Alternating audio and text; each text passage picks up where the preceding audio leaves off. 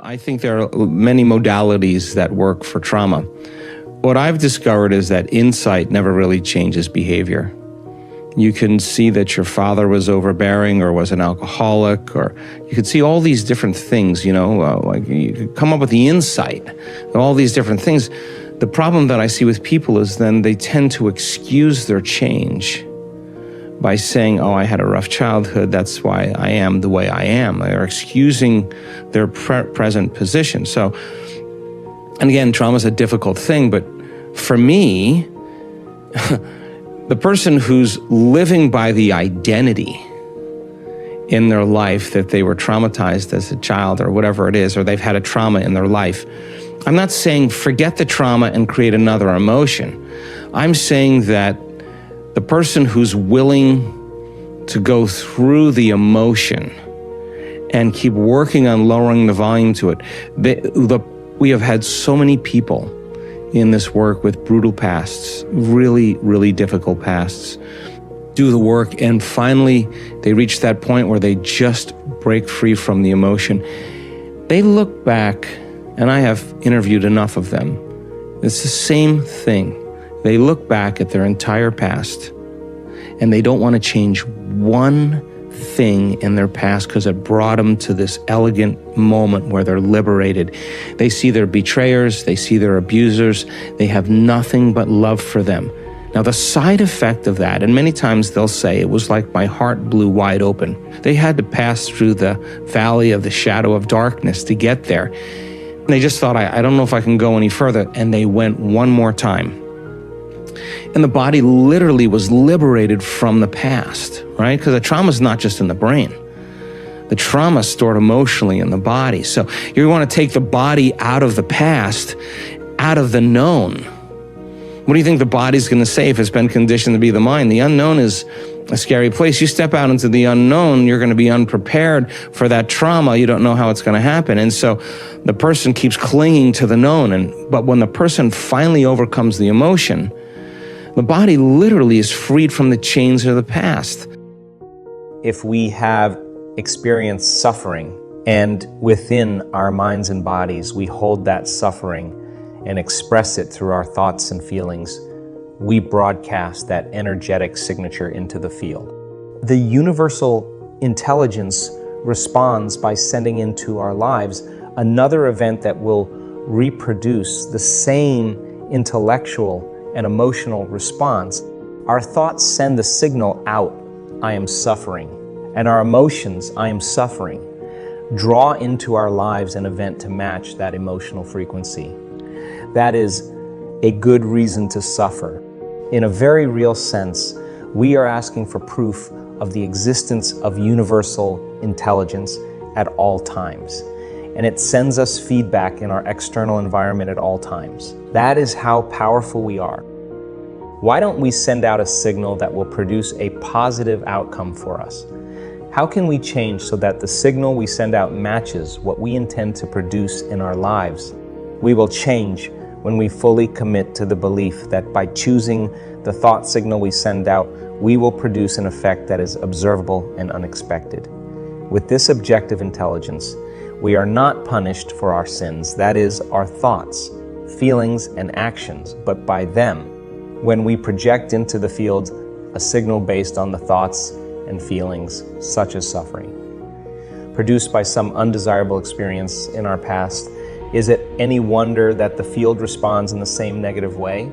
How many times have you uttered these words, or very similar ones? I can't believe it. Why does this always happen to me? Based on your new understanding of the nature of reality, do you now see that those statements reflect your acceptance of the Newtonian Cartesian model in which you are a victim of cause and effect? Do you see that you are fully capable of causing an effect yourself?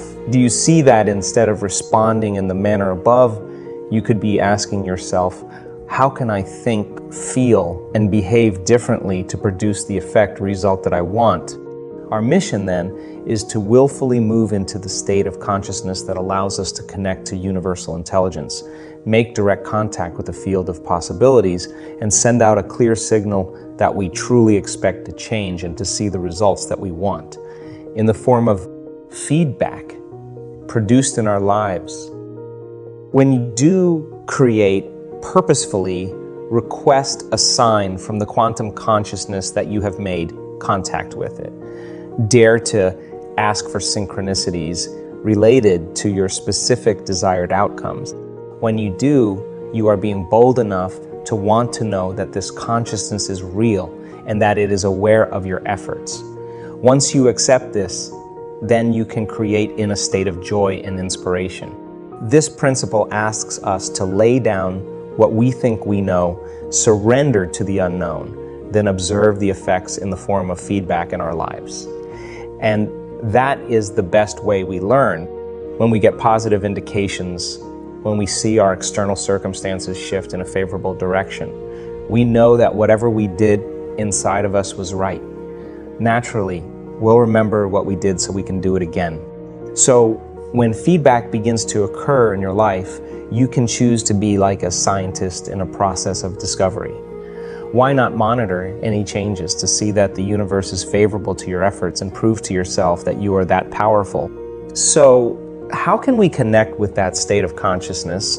And when people finally break free from those chains of the emotions that they live by on a daily basis, when they break free of their habituations, even in the way they speak, when they overcome their hardwired beliefs that they've thought over and over again until they accepted them without any analysis, when they overcome that programming to a certain degree, that wholeness that they feel is the healing in and of itself. They're not waiting for their healing or their health to change so they could feel gratitude, so they could feel whole. They actually understand that when they feel gratitude and they feel wholeness, that's when their healing begins. So then anything that causes us to move out of that state within us, a reaction or response from someone or something in our life that would move us from that state of grace, I promise you, if you're truly in the river of change and you wanted to heal, you would think about how you would respond differently to that person or circumstance the next time, so you wouldn't lose that feeling, because you would actually no longer be signaling the same genes in the same way. The moment you felt familiar emotions, you would be signaling old genes. And so the person who understands the what in what they're doing, and the why, that if I live by this emotional state every single day, if the environment signals the gene, okay, and the end product of an experience in the environment is an emotion. If I live by this emotion, I could signal genes ahead of my environment, and I could actually change my health. Now, this is when meditation no longer becomes a have to. This is now when meditation becomes very practical, because the person is going to rehearse in their mind how they are going to think in their day, what they are going to believe. And they're going to repeat it enough times, and a belief is just a thought you keep thinking over and over again until it becomes hardwired in your brain. They're going to review that belief, and they're going to keep firing and wiring it. They're going to change the way they respond to their coworker, to their spouse, to their boss, to the news. They're going to change their response, and they're going to rehearse it in their mind. And mental rehearsal, as you know, changes the brain to look like it's already happened. They're going to say, I got to feel this feeling. If it takes me 100 times today to feel this feeling, I'm going to bring it up 100 times over and over again, so I get so good at feeling it, I can bring it up whenever I want and stop from default, right? I think when people do that the overcoming process is the becoming process. That so many people have healed in this work and they didn't even realize that when they were sitting and their body was raging and out of balance, and they were working with settling it down and overcoming those survival emotions, overcoming those programs, those habituations, that overcoming process was actually the becoming process. So many people, when they actually got to the point where they were so happy with themselves, so in love with themselves, so in love with life, so grateful for being alive, they could care less if they had their health condition. They no longer identified with it any longer. That was the moment it went away. And you ask that person, where is the the disease. They'll tell you it's in the old person. They healed themselves by changing themselves. They're happy with themselves now. They don't want to be anybody else. The quantum model demands that our understanding of reality not be based on our senses. Quantum physics is nonsense. In the process of creating future reality via the quantum model, our senses should be the last to experience what the mind has created. The very last thing we experience is sensory feedback. Why? The quantum is a multi-dimensional reality that exists beyond your senses, in a realm where there is no body, no thing, no time. Thus, to move into that domain and create from that paradigm, you'll need to forget about your body for a little while. You'll also have to temporarily shift your awareness away from your external environment. All those things that you identify with in your life, your spouse, your kids, your possessions, and your problems are all part of your identity. Through them, you identify with the outer world. And finally, you will have to lose track of linear time. That is, in the moment when you are intentionally observing a potential future experience, you will have to be so present that your mind no longer vacillates between memories of the past and expectations of a same as usual future.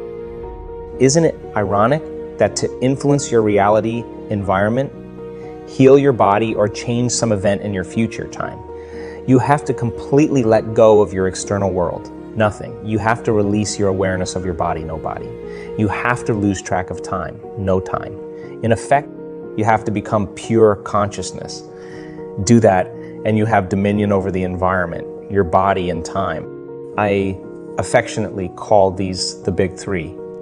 And since the subatomic world of the field is made purely of consciousness, you cannot enter any other way than via pure consciousness yourself. You cannot walk through the door into the quantum field as a somebody. You must enter as a nobody. Your brain has the innate ability to harness this skill. When you understand that you are fully equipped to do all this, leave this world behind and enter a new reality beyond space and time. You will be naturally inspired to apply it in your life. What does it mean to be beyond space and time? These are constructs that humans created to explain physical phenomena involving location and our sense of the temporal. When we talk about a glass sitting on a table, we reference it in terms of location, where it is in space, and how long it has occupied that location. As humans, we're obsessed with these two conceptions: where we are, how long we've been there, how long we will remain, where we'll go next. Even though time is not something that we can actually sense, we feel it passing in much the same way that we sense our location in space. We feel the seconds, minutes, and hours passing by, just as we feel our bodies pressed against our chairs and our feet planted on the ground. In the quantum field, the infinite probabilities for materializing reality are beyond time and space because a potential doesn't yet exist. If it doesn't exist, it doesn't have a location or occupy a position temporally. Anything that doesn't have material existence, that hasn't had its waves of probability collapsed into particle reality, exists beyond space and time. Since the quantum field is nothing but immaterial probability, it is outside of space and time. As soon as we observe one of those infinite probabilities and give it material reality, it acquires those two characteristics. Great. We have the power to make material a reality of our own choosing by selecting it from the quantum field. But we have to somehow access that field. We're always connected to it, but how do we get the field to respond to us? If we're constantly emitting energy and therefore sending information to the field and receiving information from it, how do we communicate more effectively with it? For now, what you need to know is that to enter the field, which exists beyond space and time, you have to enter a similar state. Do you ever have any experiences when time and space seem to disappear? Think of those moments when you're driving and your thoughts are focused on some concern you have. When that happens, you forget about your body. You are no longer aware of how you feel in space. You forget about the environment. The external world disappears, and you forget about time. You have no idea how long you are tranced out. at moments like these, you've been at the threshold of the door that allows you to enter the quantum field and gain access to working with universal intelligence. In essence, you've already made thought more real than anything else. I've led you from the notion that mind and matter are fully separable to the quantum model, which states that they are inseparable. Mind is matter and matter is mind. So all those times in the past when you tried to change, maybe your thinking was fundamentally limited. You likely believed that it was always circumstances outside of you that needed to change. If I didn't have so many other commitments, I could lose the excess weight, and then I'd be happy. We've all stated some variation on that theme. If this, then that. Cause and effect. What if you could change your mind, your thoughts, your feelings, and your way of being outside the bounds of time and space? What if you could change ahead of time and see the effects of those internal changes in your external world? You can. What has profoundly and positively changed my life and the lives of so many others is the understanding that changing one's mind, and thereby having new experiences and gaining new insights, is simply a matter of breaking the habit of being oneself. When you overcome your senses, when you understand that you are not bound by the chains of your past, when you live a life that is greater than your body, your environment, and time, all things are possible. The universal intelligence that animates the existence of all things will both surprise and delight you. It wants nothing more than to provide you with access to all you want. In short, when you change your mind, you change your life.